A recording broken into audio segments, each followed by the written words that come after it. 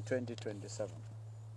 Fellow patriots, there is something fundamentally wrong with the state of our nation under the existing regime.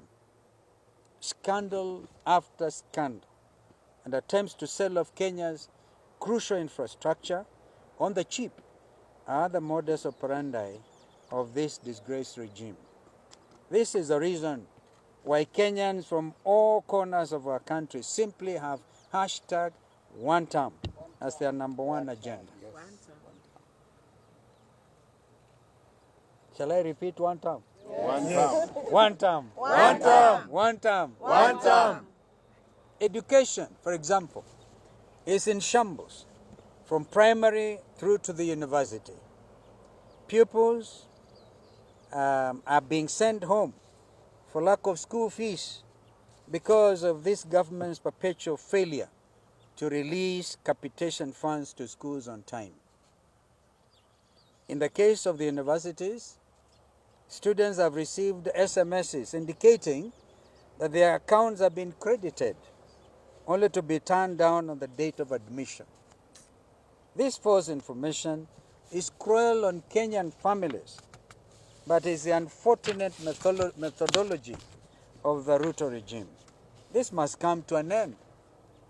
Basic education is a constitutional right that the previous regimes have honored. Why is Ruto not able to continue with this? Where is our money?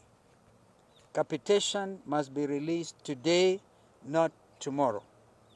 University funding must also be made available to all our universities.